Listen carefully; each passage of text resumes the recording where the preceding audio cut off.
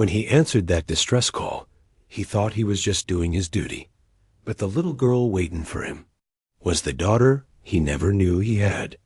What followed was a fight, not just in the courts, but in the heart, to prove that love can heal what years apart had broken. Before we dive into this, hit the subscribe button and tell us from where in the world you're watching from. Time's a funny thing, friend. It moves forward, but memory? Memory spins in circles, like a dog chasing its own tail. To understand what happened that night, we got to go back. Back to when Michael Bennett was just a young fool who thought running was the same thing as being free. Picture it, 1998. Michael, 25 years old, still believing the world owed him something. Fresh out of the academy, badge shining, uniform pressed. He met Angela at Joe's Diner on 3rd Streeter waiting. Tables him grabbing coffee between shifts. Angela Rodriguez, 5'4" of fire and opinions, hair black as midnight, and eyes that could see straight through your soul to the scared little boy hiding behind your pride. She had this way of laughing that made you want to be the kind of man worth laughing with. And when she looked at you, Lord, when she looked at you, you felt like you could move mountains. They moved in together after 3 months. Too fast, everyone said. Too young, too different, too everything. Angela had her demons, who doesn't?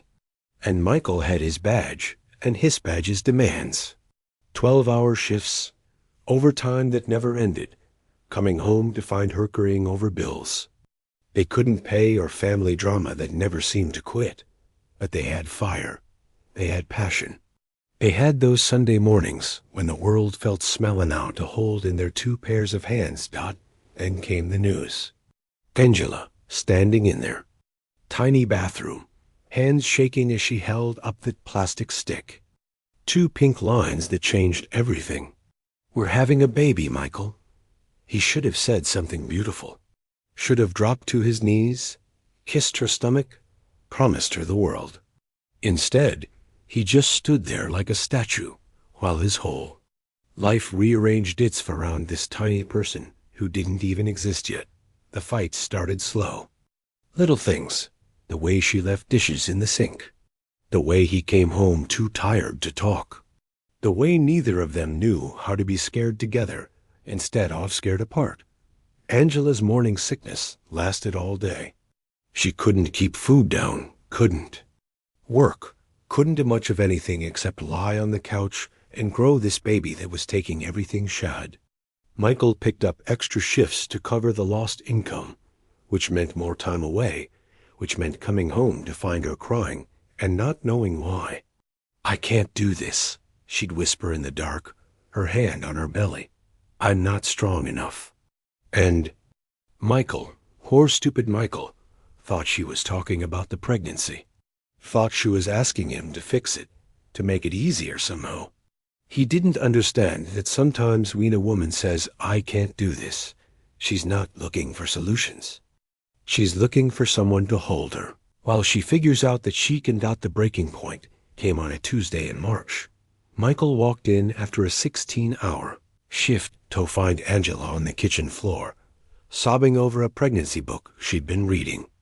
Some chapter about birth complications, about all the things that could go wrong. What if I'm not good enough? She asked him. What if I can't protect this baby?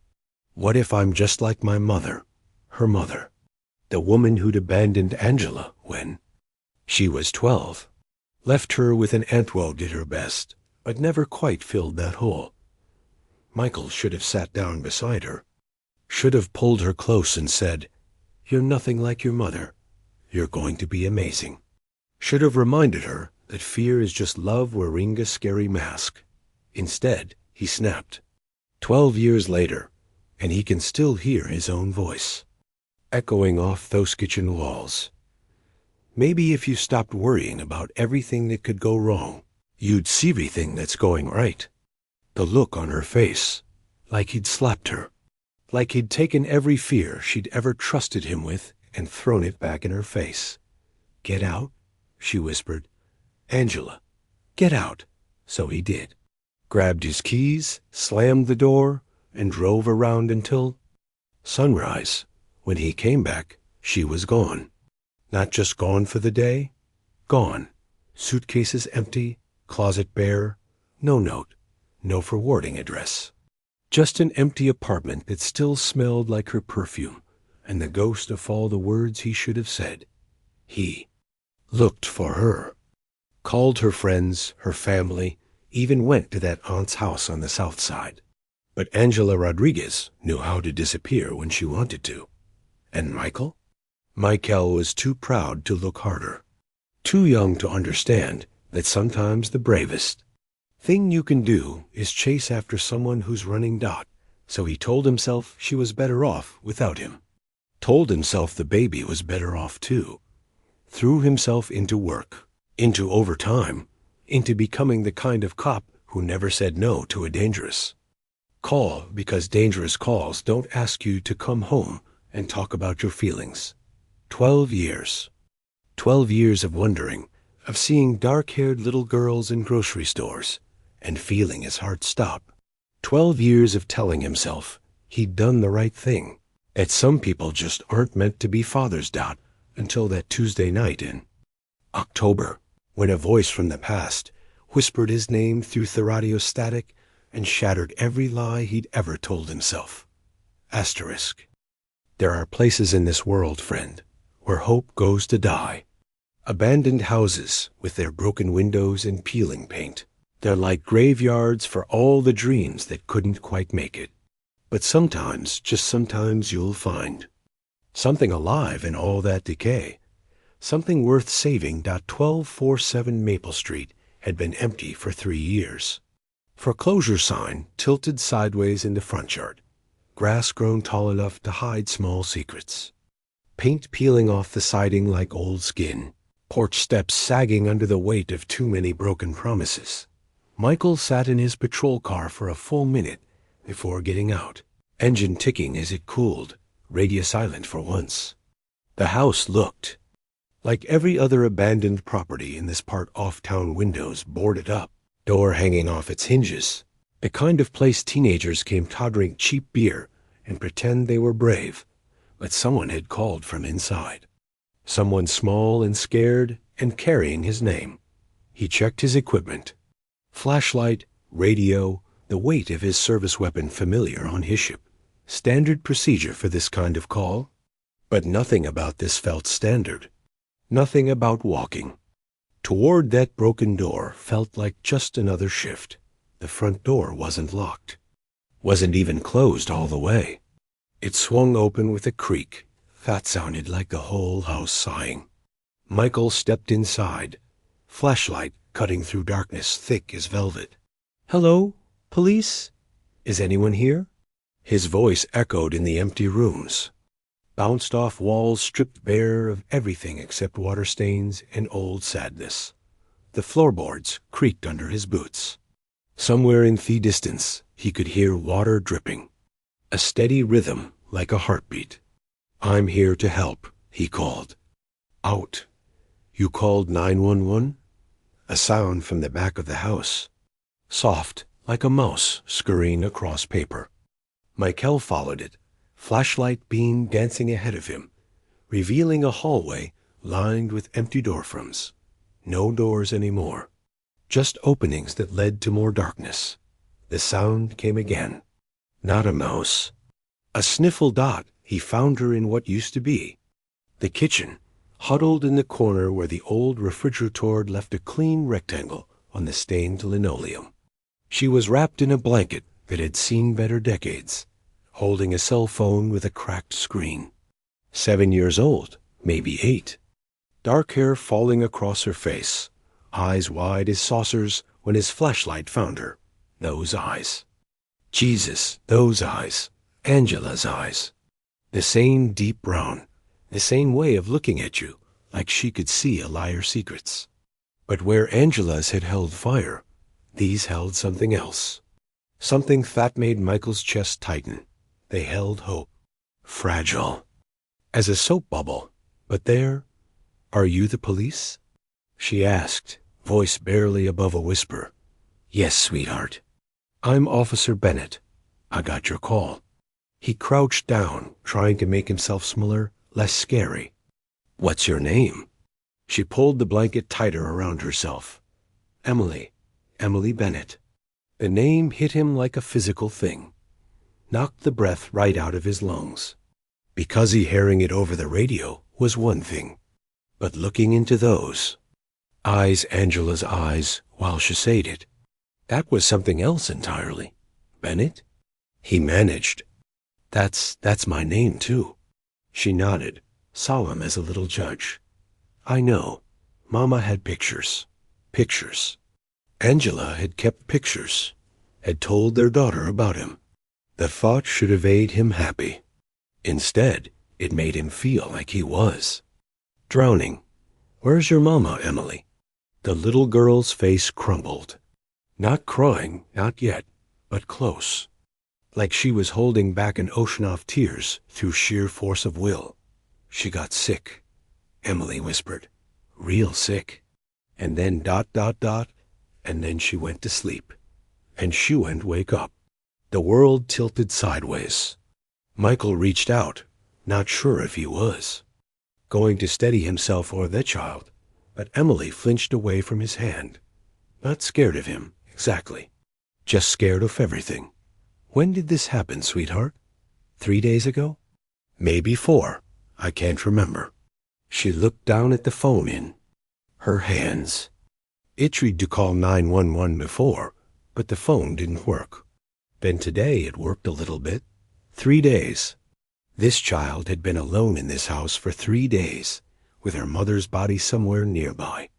The thought made Michael's cop brain kick into high gear, child services, coroner, proper procedure, but his heart was making different calculations. This wasn't just any child.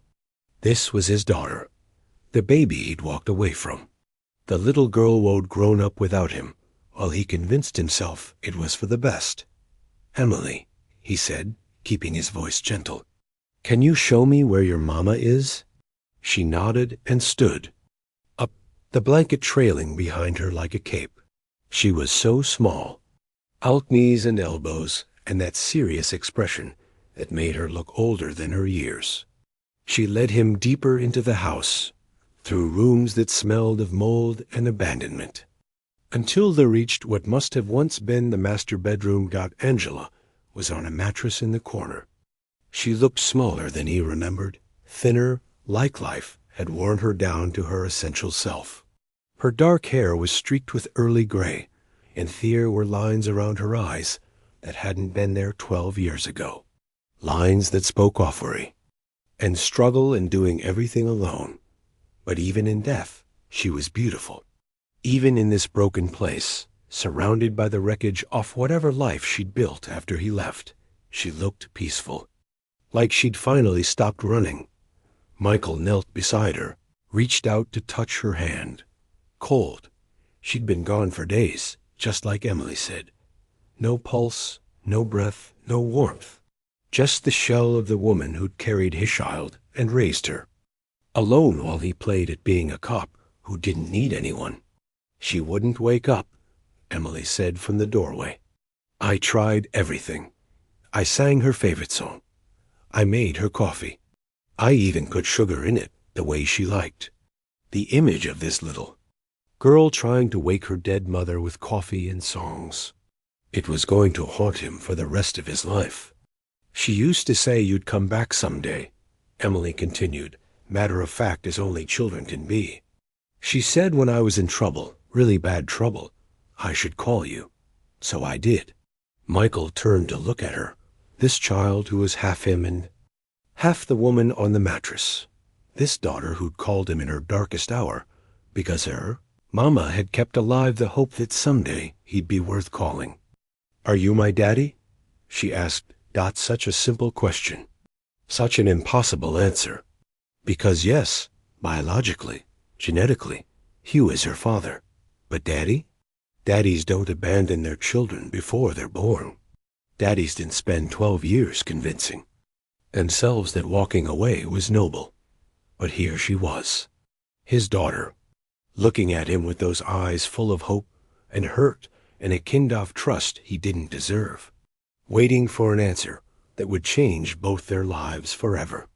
"Yeah," he said, voice rough as gravel. "Yeah, sweetheart, I think I am."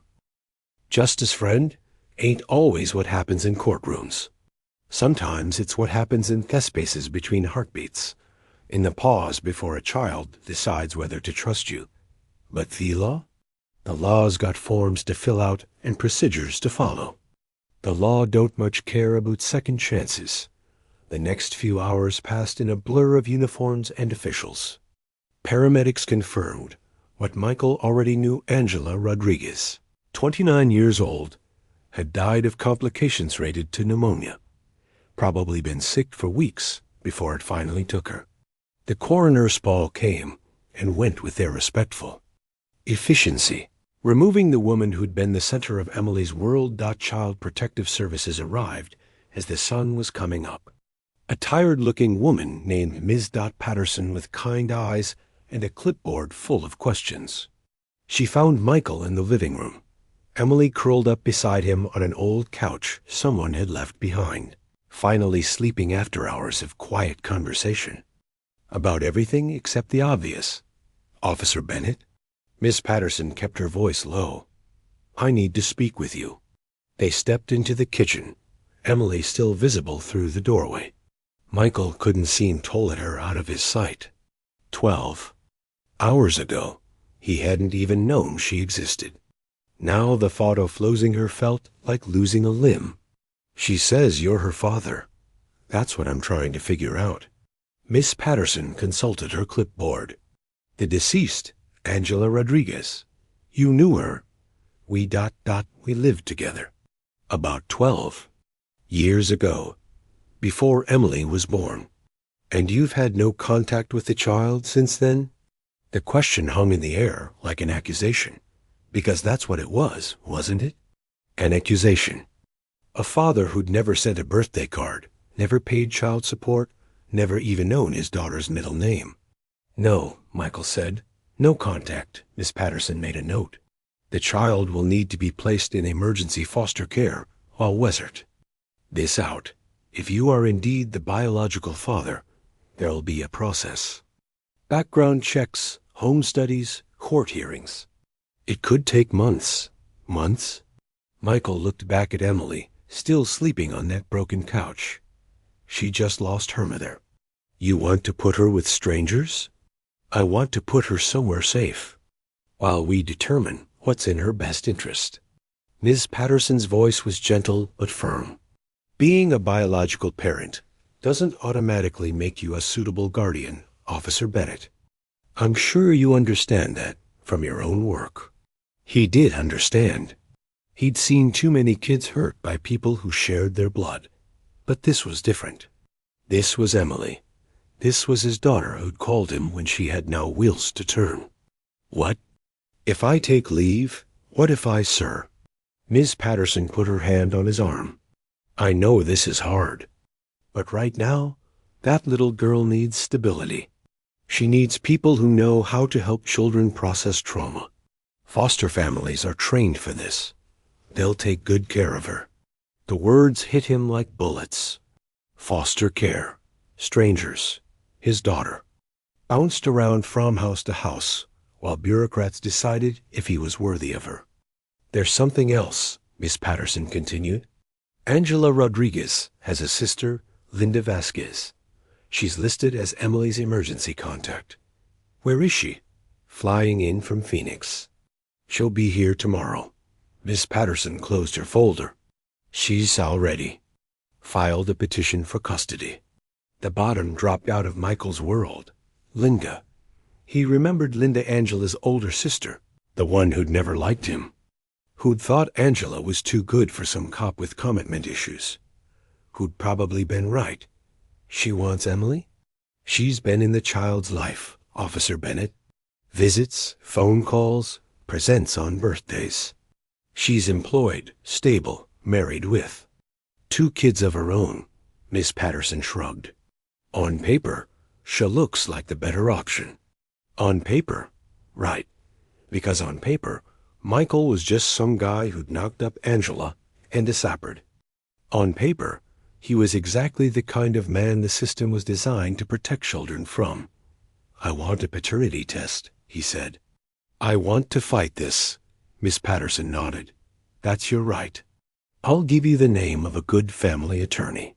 But, officer Bennett," she glanced toward Emily, then back at him, "think about what's best for her, not what feels good for you.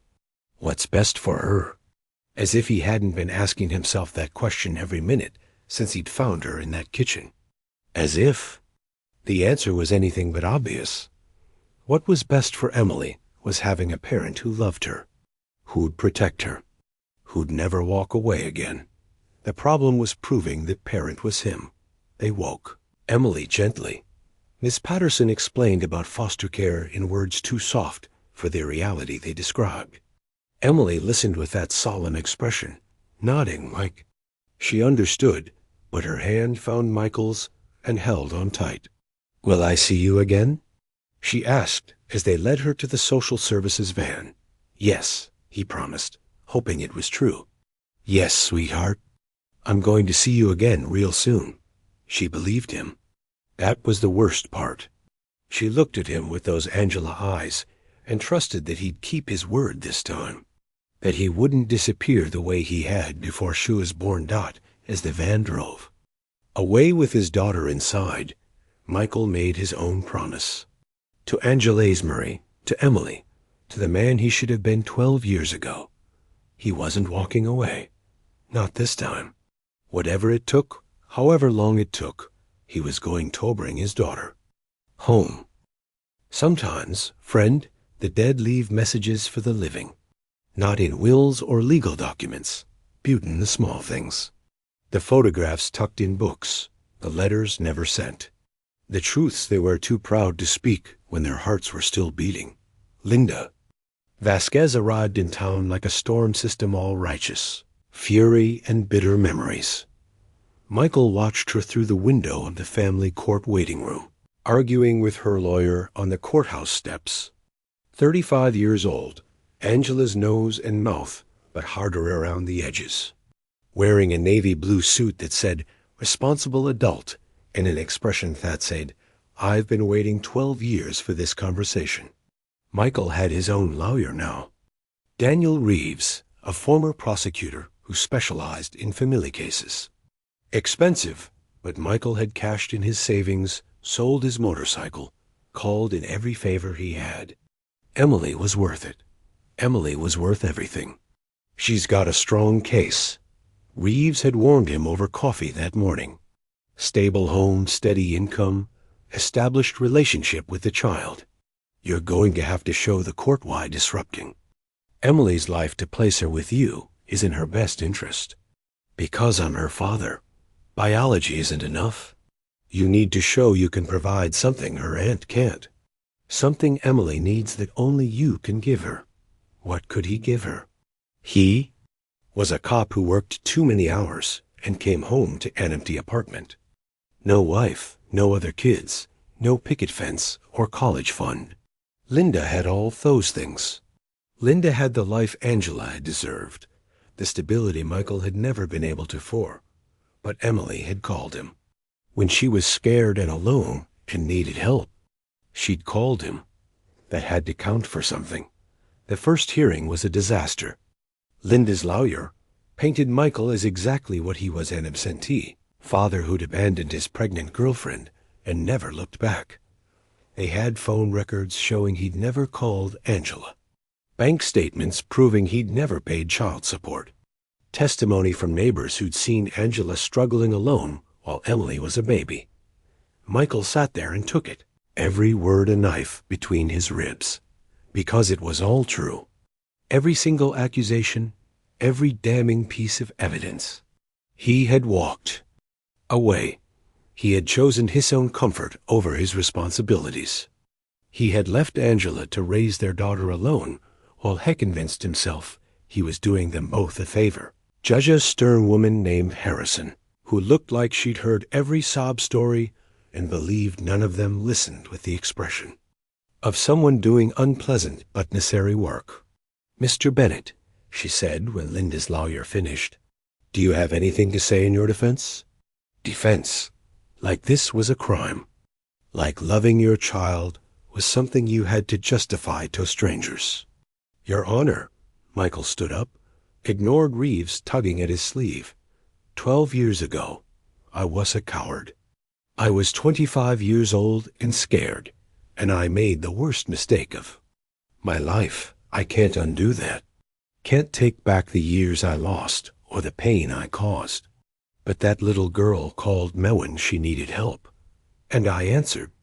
One phone call doesn't make you a father, Mr. Bennett. No, ma'am, but showing up does, and I'm here. I'm not going anywhere this time. Judge Harrison made a note. I'm ordering supervised visitation pending further investigation. 1 hour twice. A week with a court-appointed supervisor. We'll reconvene in 30 days. 1 hour, twice a week. With a stranger watching every interaction. It felt like being handed a thimble of water in the desert and being told it should be enough. But it was a start. After court, Linda cornered him in the parking lot. Up close, the resemblance to Angela was even stronger. Same dark hair, same way. Of tilting her head when she was angry. But where Angela's anger had been fire, Linda's was ice. You son of a bitch, she said without preamble. You think you can just waltz back into her Lifino? After what you put my sister through? You never meant a lot of things. You never meant to get her pregnant. You never meant to abandon her. You never meant to break her heart, so bad she couldn't trust another man for the rest of her life. Linda stepped closer, voice, dropping to a whisper that somehow felt more dangerous than shouting. You want to know what happened to Angela after you left? You want to know how your daughter's been living? Michael felt something cold settle in his stomach, but he nodded. 3 jobs, Michael? Angela worked 3 jobs to keep a roof over Emily's head. Waitressing, house cleaning, stocking shelves at the grocery store at night. You know why she was in Fate Abandoned House when she died? Because the landlord evicted them. She couldn't make rent back house. She got too sick to work. The words hit him like physical blows. Angela, sick and desperate, trying to keep their daughter safe, while he was collecting overtime and complaining about his easy life. She called me, Linda continued, 2 weeks before she died. Asked if Emily could come stay with us for a while, just until she got back on her feet. You know what I said? I said, of course. He told her to put Emily on a bus the next day. But Angela ... stubborn Angela ... She said she'd handle it herself. She always had to handle everything herself. Linda, if she'd swallowed her pride and sent Emily to me, she'd still be alive. She died because she was too proud to admit she couldn't do it alone. And you know who taught her that pride? You, with your walking away and your silence, and your making her feel like she wasn't worth fighting for. The accusation hung in the air between them, true as gravity, heavy as stone. I'm not that person anymore, Michael said. Prove it. Linda turned away, then looked back over her shoulder. My sister kept a bag of your things. 12 years, and she never threw it away. It's at my hotel. You want to know what kind of father you're capable of being? Maybe you should see what kind of man you are. She drove away, leaving Michael standing in the courthouse parking lot with the weight of 12 years pressing down on his shoulders, the bag of his things. Angela had kept his things. He found Linda at the Holiday Inn on Route 9, sitting in the lobby with a black garbage bag at her feet. She handed it to him without a word, and walked away. Left him standing there, holding the detritus of the life he'd abandoned. Back in his apartment, Michael spread the contents on his kitchen table. T-shirts he'd forgotten owned. A razor he'd left on Angela's bathroom counter. His old academy textbooks. A coffee mug with a chip in the handle that Angela had always threatened to throw away, but never did. And at the bottom of the bag, wrapped in one of his old T-shirts, a leather journal he'd never seen before. Angela's handwriting. Pages and pages of it, dated from the week after he left through just a month before Emily was born. A diary, a record of the life he'd walked away from. Michael left today. I keep thinking he'll come back, realize what he's giving up. But it's been 3 days, and the silence is so loud I can barely think. I don't know how to do this alone. I don't know how to be strong enough for both of us. Month 2. Good morning. Sickness is getting worse. I can barely keep anything down, can barely work. Mrs. Chon from the grocery store let me bring crackers to work, eat them behind the counter. Small kindnesses. I never knew how much they'd mean. Month 4. Felt the baby. Moved today, like a butterfly trapped inside me. I put my hand on Mr. Mac and whispered, "Your daddy's a good man. He's just scared." I still believe that. I have Edo believe that. Month 6. Linda came to visit. Keeps asking if I've heard from you, like she doesn't know things were. She thinks I should stop waiting, stop hoping. Maybe she's right. Maybe this baby deserves better than a mother who's still in love with a ghost. Month 8. Went to the park today. Watched fathers pushing their kids on swings. Wondered if you'd be the type to go high or be careful. Wondered if you'd catch our baby when they jump or teach them to land on their feet. I think you'd catch them. I have to think you'd catch them. Month 9. If you're reading this, it means I'm gone and our baby needs you. I know I said I'd handle everything alone. I know I was proud and stubborn and maybe too hard on you when you got scared. But Michael. Fear isn't a sin. Walking away from fear, that's not a sin either. The only sin is staying away once you're ready to come back. I loved you. I never stopped loving you. And this baby is going to love you too. If you let them. Don't let pride keep you from the best thing that could ever happen to you. Don't let my mistakes become your mistakes. Be the father I always knew you could be. Please. Michael read the last entry 3 times, his hands shaking. Angela had known. Somehow, she'd known he'd find this journal after she was gone. Had written it for him, for this moment, for the man he'd become in the 12 years since he'd walked away. She'd forgiven him. Even dying alone in that abandoned house, even struggling to keep their daughter safe and fed and housed, she'd forgiven him. Had kept alive the hope that someday he'd be worth forgiving. Now he had to prove her right. There comes a moment, friend, in every man's life when he stands at the crossroads between who he was and who he could be. When all the excuses fall away and all that's left is truth, naked and unforgiving. Sometimes that moment comes in a chapel. Sometimes it comes on a battlefield. For Michael Bennett, it came in family court room B, with his daughter's future hanging in the balance. The second hearing was scheduled for a rainy Thursday in November. Michael sat in the hallway beforehand, Emily's drawing clutched in his hands. She'd given it to him during their last supervised visit, a stick-figure family standing in front of a house. A tall man in a blue uniform, Asmo girl with pigtails, and a woman with dark hair watching from a cloud in the sky. "That's you," Emily had explained, pointing to the uniformed figure. "That's me, and that's Mama, making sure we're okay." Michael had hung the drawing on his refrigerator at home, right next to Angela's journal and try about catching children when they jump. Reminders of what he was fighting for, of who he needed to be. Linda was already in the courtroom when they called the case, sitting behind her lawyer with that same navy suit and stone expression. She'd brought reinforcements this time. Her husband, her children, a parade of character witnesses ready to testify about what a wonderful aunt she was, what a stable home she could provide. Michael had brought only himself. And the truth, the proceedings, started the same as before.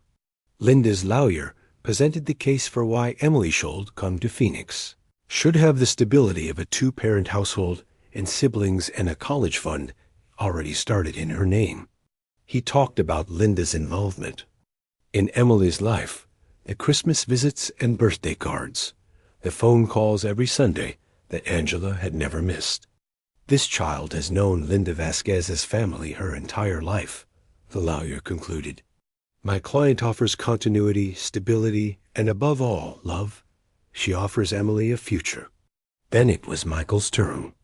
Daniel Reeves had prepared a careful presentation about Michael's job stability, his clean record, his commitment to learning how to be a father.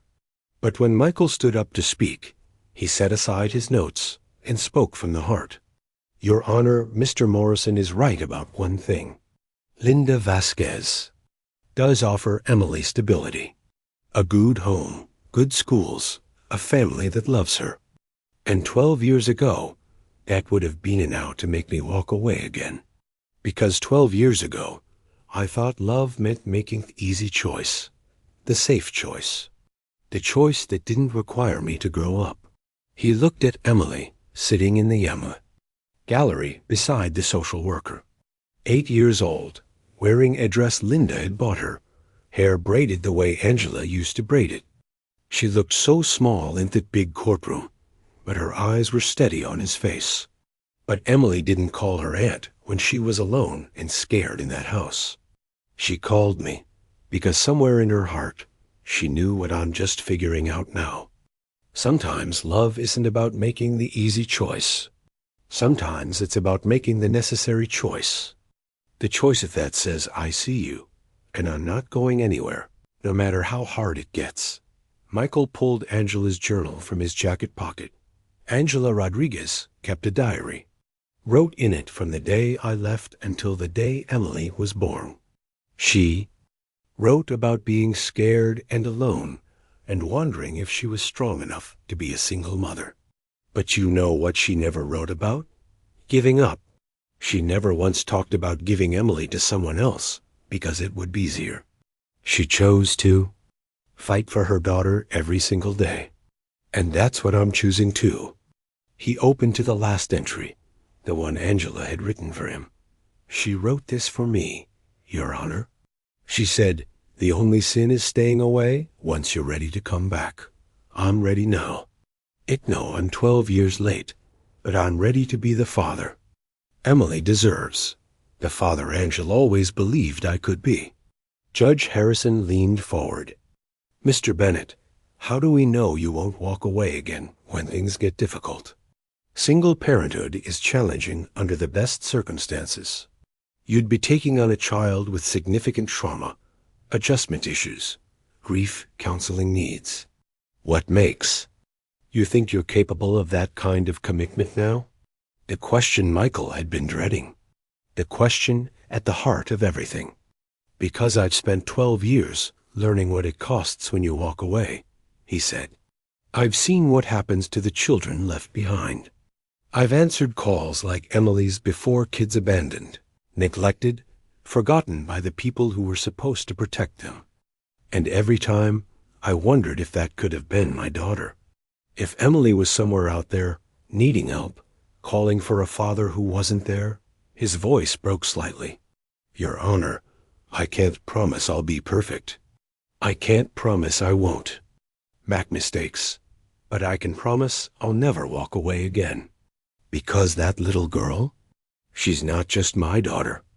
She's my second chance, and I won't waste it. The courtroom was silent for a long moment. Then Judge Harrison did something unexpected. She looked directly at Emily. Emily, would you come up here, please? The social worker helped Emily to the witness stand. She looked even smaller up there, feet dangling from the chair, but she sat up straight like her mama had taught her. Emily, do you understand what's happening here today? Yes, ma'am. Everyone's trying to decide where I should live. And where? Would you like to live? Linda's lawyer started to object, but Judge Harrison held up her hand. Emily looked around the courtroom at Linda with her perfect family, at Michael with his shouted eyes and shaking hands, at all the adults making decisions about her life. "I want to live with my daddy," she said, voice clear as a bell. "Aunt Linda is nice, and I love her. But my daddy, he came when I called. Mama always said that's what daddies do. They come when you call." She turned to look at Michael, and in that moment, everyone in the courtroom could see Angela's strength in her daughter's face. "He's not perfect," Emily continued, sounding far older than her 8 years. "Mama told me Heggett scared and made mistakes. But she also said sometimes the bravest thing you can do is admit you're scared and try anyway. And he's trying now." Judge Harrison nodded slowly. "Anything else?" Emily thought for a moment. "Mama used to say love is like a flashlight. You don't blame it for being dark. ... You just turn it on. I think my daddy's ready to turn his on now." Angela's words, spoken through their daughter's voice. The metaphor about flashlights and darkness, about choosing to shine light instead of cursing the shadows. It was pure Angela practical wisdom wrapped in poetry. The judge took a recess. 30 minutes that felt like 30 hours. Michael sat in the hallway, hands clasped so tight his knuckles were white, while Linda paced by the windows, and Emily colored in a book the social worker had brought. When they reconvened, Judge Harrison's expression was unreadable. "This is one of the more difficult decisions I've faced on this bench," she began. "Both parties love this child and want what's best for her. Both can provide good homes. But the court must consider not just what looks best on paper, but what serves the child's emotional and psychological needs." Michael held his breath. Emily Bennett has suffered tremendous trauma. She's lost her mother, her home, her sense of security. In such cases, the court typically favors placement with established family relations, however. The however hung in the air like a lifeline. However, this child has made her wishes clear. She has expressed a desire to be with her father, and her reasoning shows remarkable maturity. Additionally, the court notes that Mr. Bennett responded to the child's call for help, has maintained consistent contact since then, and has demonstrated genuine commitment to changing his life to accommodate his daughter's needs. Judge Harrison looked directly at Michael. "Mr. Bennett, I'm granting you temporary custody of Emily Bennett, with the following conditions: mandatory parenting classes, regular home visits from child services, and counseling for both you and Emily to address the trauma she's experienced. We'll review this arrangement in 6 months." The gavel came down like thunder. Michael's legs nearly gave out. Emily launched herself from the gallery into his arms, and for the first time in 12 years, he held his daughter. Really held her. Not as a stranger, not under supervision, but as her father. "I told you you'd come back," she whispered against. His shoulder over Emily's head. He saw Linda wipe away tears. Tears of disappointment, maybe, but also something else. Relief, perhaps. The recognition that sometimes the right choice isn't the safe choice. Time, friend, doesn't heal all wounds. But it does teach you how to live with the scars. How to build something beautiful on ground that's been burned.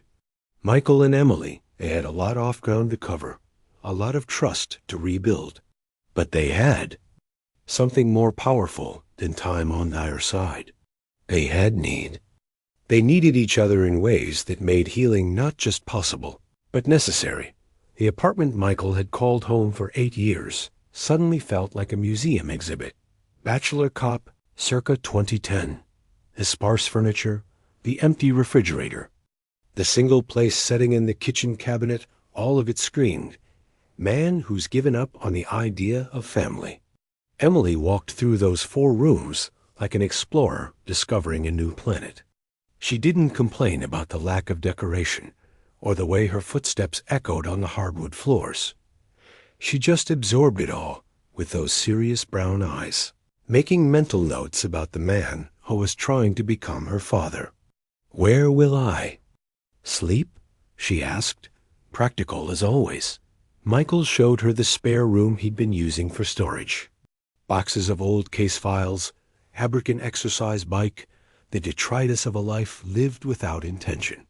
"We'll fix this up for you. Get you a real bed. Paint the walls whatever color you want." Emily nodded, running her fingers along the dusty windowsill. "Can I have purple?" Mama always said purple was the color of brave girls. Purple it is. They spent that first weekend transforming the space. Michael had never realized how many decisions went into making a room suitable for a child. What kind of bed? Twin or full? What about a desk, bookshelves? A place to hang up clothes that wouldn't fit in the tiny closet? Emily helped with everything, offering opinions on lampshades and bed skirts with the seriousness of an interior designer. She chose lavender walls with white trim, glow-in-the-dark stars for the ceiling, and a bookshelf shaped like a tree. "Mama would love this," she said as they put the final touches on her room Sunday evening. "She always wanted to paint our walls, but landlords never let us." The casual mention of their old life hit Michael like a punch to the stomach. All those years off temporary housing, of never being able to make a place truly home. While he'd been living in his quiet, stable apartment, his daughter had been learning not to get too attached to walls shackled in paint. "You can paint any wall. In this place," he told her, "this is your home now, for as long as you want it to be." Emily looked at him with those Angela eyes. "Promise? Promise?" The first few weeks were an exercise in learning each other's languages. Emily was naturaliquid, used to entertaining herself while Angela worked. She could spend hours drawing or reading, rarely asking for attention. Michael had to learn to read her silences, to understand when quiet meant contentment and when it meant sadness. She had nightmares. Not every night, but often enough that Michael learned to sleep lightly, listening for the soft cries that meant she was reliving that night in the abandoned house. The first time it happened, he stood outside her door for 10 minutes, uncertain whether to go in or let her work through it alone. "Mama?" He heard her call out, voice thick with sleep and sorrow. That decided it. He knocked softly and pushed the door open. Emily was sitting up in bed, tears streaming down her face, clutching the stuffed rabbit she'd had with her that first night. "Hey, sweetheart, bad dream?" She nodded, scrubbing at her eyes with the back of her hand. "Want to talk about it?" "I dreamed Mama was calling me, but I couldn't find her. I looked everywhere, but she kept getting farther away." Michael sat on the edge of her bed, careful not to crowd her. "Dreams about people we've lost. They're normal. It's your brain's way of missing her." "Do you dream about her?" The question caught him off guard. Because yes, he did dream about Angela. Dreams where Esh was angry with him. Dreams where she forgave him. Dreams where they were still together and Emily was the baby she'd never gotten. "To meet." "Yeah," he admitted. "I do. What do you dream?" Michael considered lying, giving her some gentle version of the truth. But Emily had lived through too much reality to be satisfied with fairy tales. "Sometimes I dream that I never left," he said, "that I was there when you were born, that I got to watch you grow up, that your mama and I figured out how to be a family." Emily considered this. "Those sound like nice dreams." "They are. But you know what's even nicer? Being here now. Getting to know the amazing person you've become." She smiled at that, the first real smile he'd seen from her since that night in the courtroom. "Will you stay until I fall asleep? As long as you need?" He did stay, sitting in the chair they'd put by her window, watching her drift back to sleep, and hammered a mental note to ask the counselor about nightmares, about grief, about how to help Akot process losses that would challenge most adults out the parenting classes Judge Harrison had mandated turned out to be both humbling and helpful. Michael sat in a community center classroom with 12 other adults, mostly young parents. A few grandparents who'd suddenly found themselves raising grandchildren. One other single father who'd gotten custody after his ex-wife's arrest. Learned about age-appropriate expectations, about trauma responses in children, a both difference between discipline and punishment. Michael discovered he'd been doing some things right by instinct, the consistency, the patience, the way he never raised his voice, even when Emily tested boundaries. But he also learned about the things he'd missed, the developmental milestones he hadn't been there for. 8-year-olds were supposed to be learning independence while still needing security. They needed rules and routines, but also the freedom to make age-appropriate choices. They needed to feel heard without being given adult responsibilities. Children who've experienced trauma often mature quickly in some areas while remaining very young in others. The instructor explained. They might handle practical matters with surprising competence while struggling with emotional regulation or trust issues. That described Emily perfectly.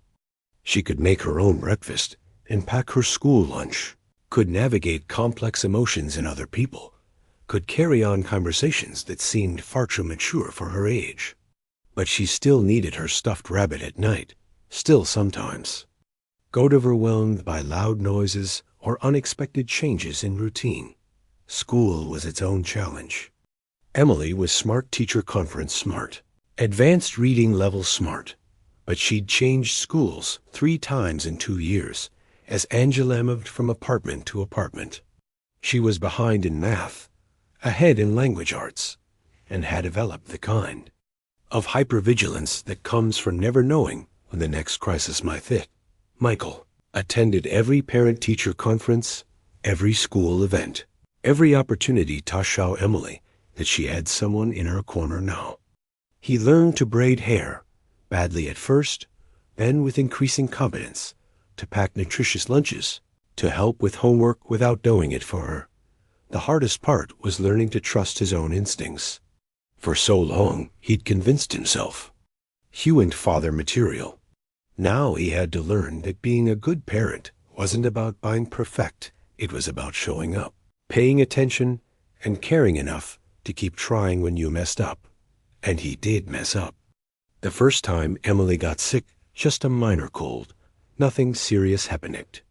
Took her temperature every hour, called the doctor's office twice, kept her home from school for 3 days after she'd recovered because he was afraid of being seen as neglectful. She's fine, the pediatrician assured him during what was definitely an unnecessary follow-up visit. Kids get colds. It's normal. Normal. Such a simple word, but it represented everything Michael was still learning to navigate. There were victories, too. The first time, Emily laughed at one of his terrible dad jokes. Theparin Teacher Conference, where Mrs. Rodriguez, no relation to Angela, just one of those coincidences that made the universe feel smaller, told him Emily was blooming in the stable environment he'd provided.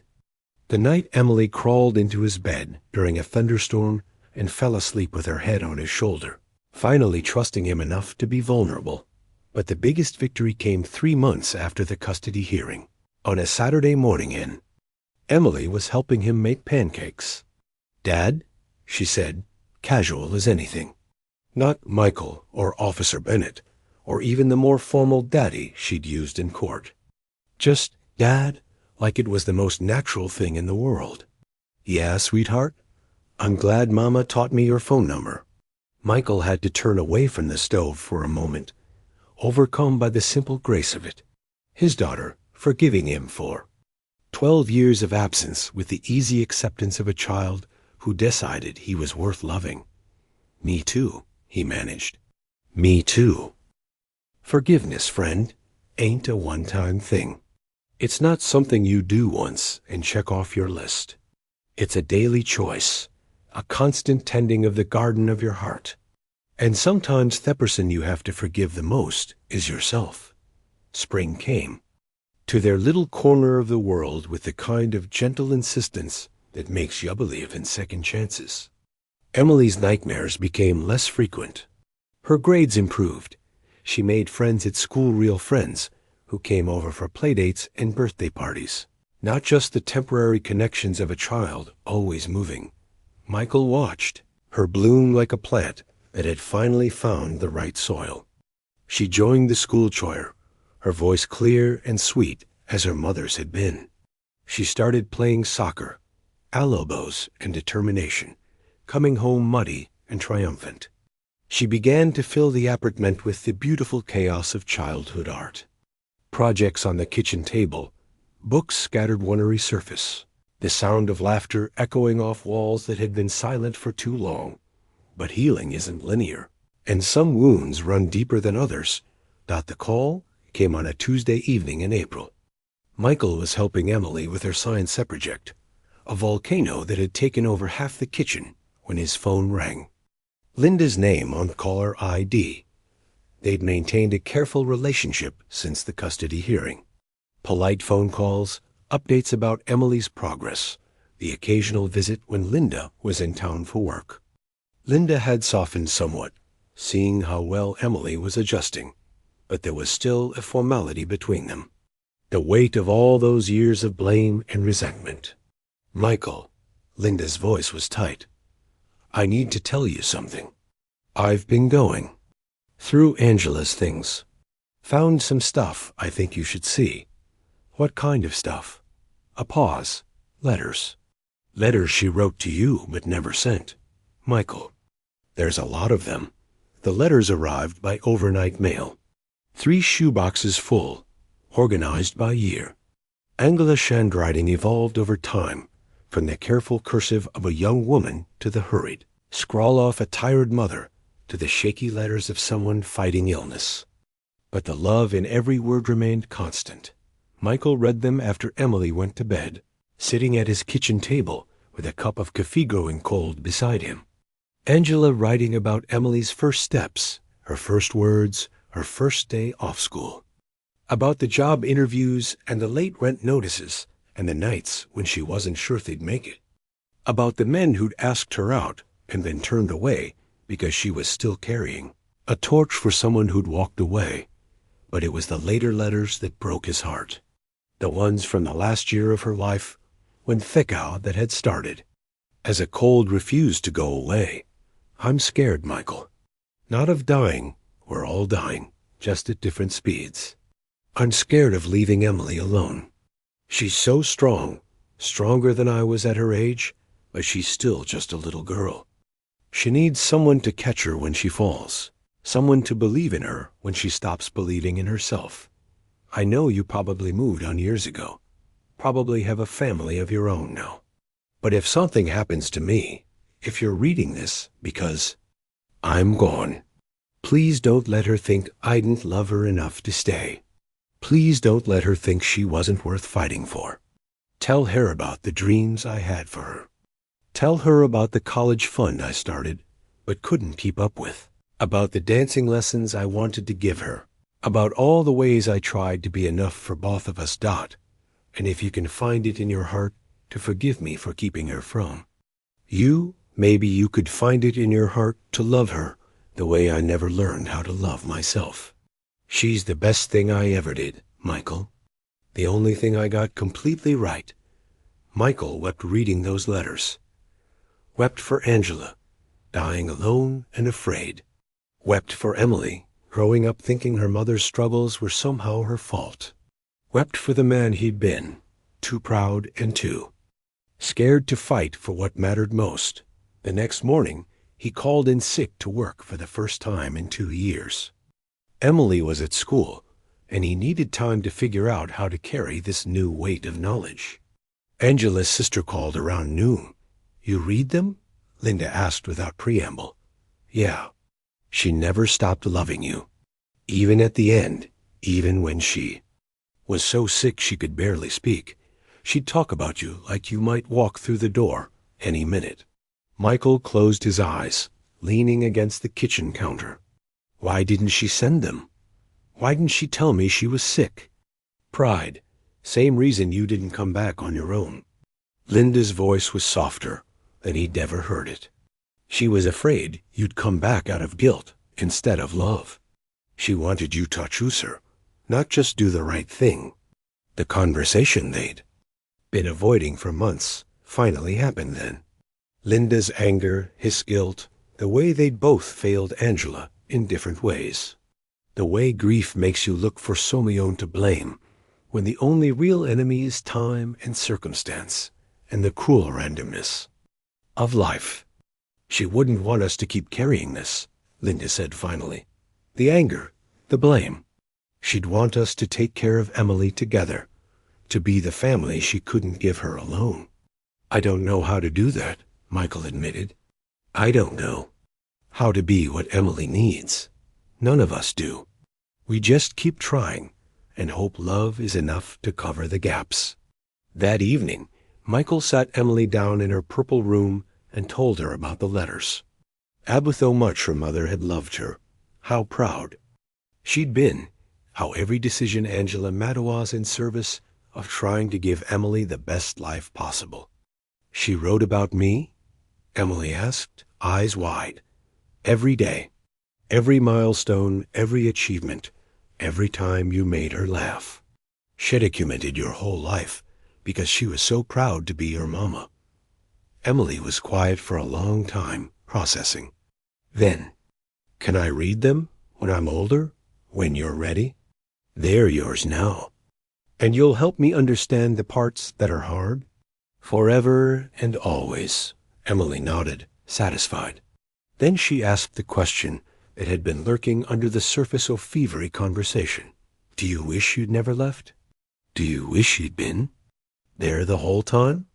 Michael considered giving her the easy answer, the one that would make them both feel better. But Emily deserved the truth. I wish I'd been braver 12 years ago. I wish I'd fought for your mother and for the chance to know you from the beginning. But Emily, if everything had happened differently, if I'd stayed and we'd been a family, you wouldn't be exactly who you are now. And who you are now is pretty amazing. She smiled at that. Mama used to say everything happens for a reason, even the bad things. Your mama was a wise woman. Are you glad I called you that night, even though it was sad and scary? Michael pulled his daughter into a hug, marveling again at how perfectly she fit against his shoulder. That was the most important phone call of my life. It brought me back to you.